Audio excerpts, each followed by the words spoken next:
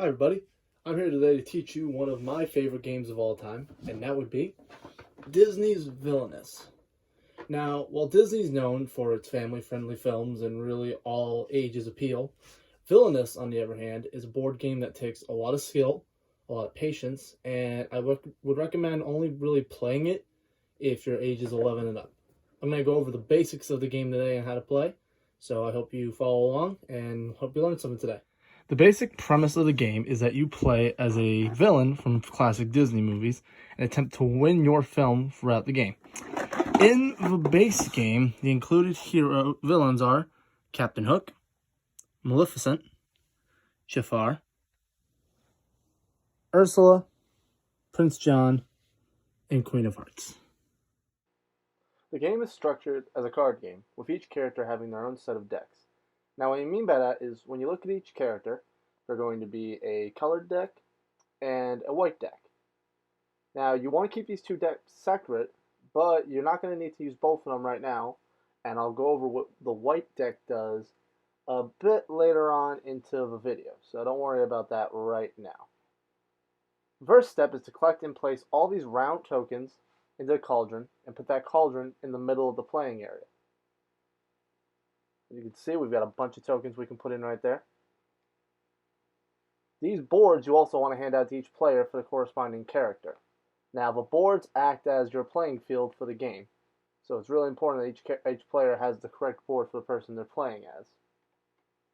So as you can see, there's one for each character we're looking at. Next, what you're going to do is decide what order you're going to play in. You can do this really anyway. One thing to keep in mind is that the order you start in depends how much money you start with. So the tokens are called power, and if you start first, you get no power.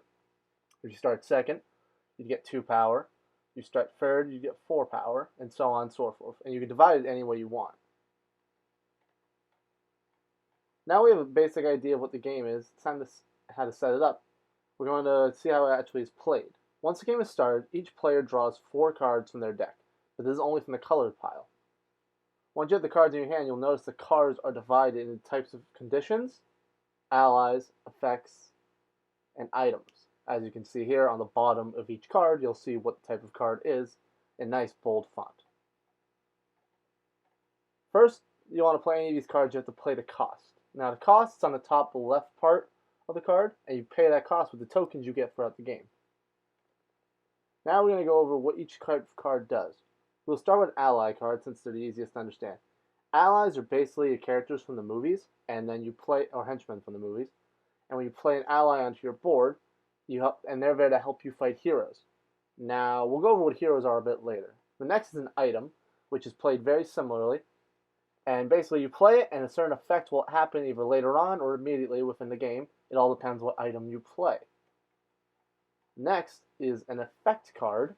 Now, effect cards are played directly from your hand, and once again, they activate a certain effect that happens in the game, and sometimes a certain condition has to be met for that to occur. Which would lead me to my final card, which is a condition card. Now, condition cards are played immediately once another player has done a certain action in the game. It doesn't matter whose turn it's on. As long as the conditions happen, you play that card, and the effect usually happens to help turn the tides of the game. Now we have a basic understanding of the way the game goes. It's time to learn how to actually play it. You'll notice it's similar to games such as Monopoly.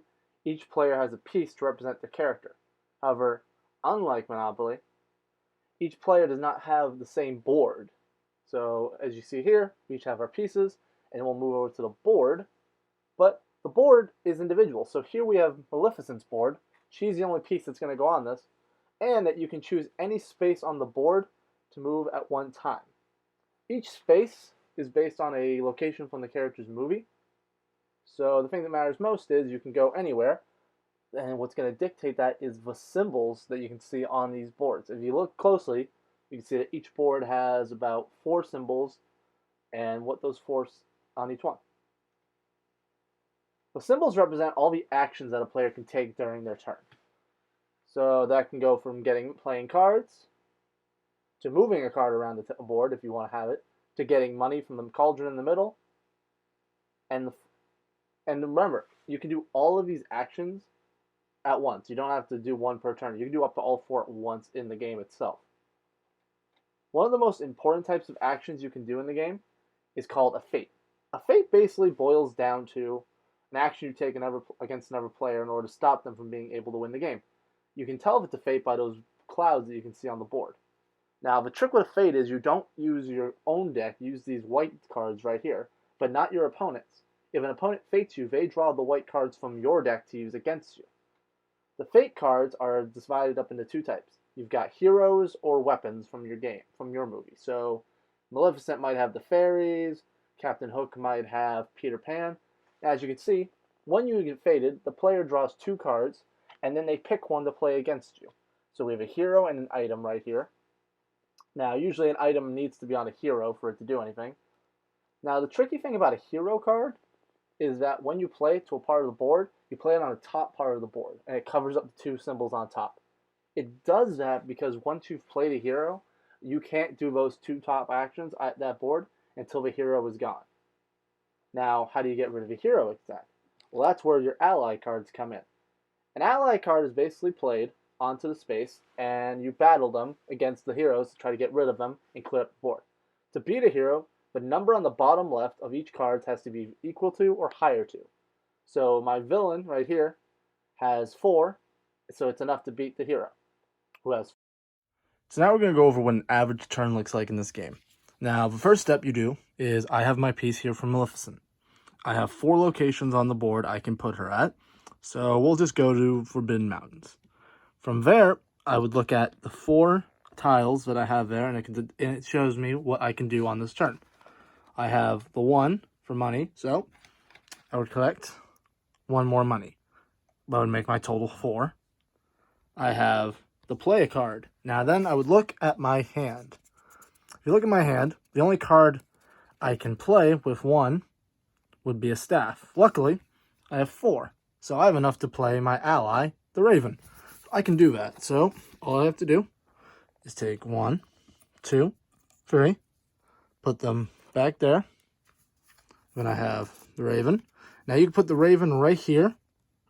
He would go on the bottom of the board. That way you can tell without covering those 2. And that would stay in that location. So now I've used 2 of my icons. I can use 2 more. I can move a card, which means if I don't want the Raven to stay here, I can move him to any part of the board. Now you might want to do that if there's a hero at that part and you want to try to battle it to get rid of it. And then finally, I can fate another player. So for this example, we're just going to say that Jafar, the other player, fated me. What Jafar would do, it would take 2 of the cards out of my white deck. And as you can see, they would just pick one that they want to use. They would say do Aurora. Or they would use the Fairy Godmother, or Flora, as she is called.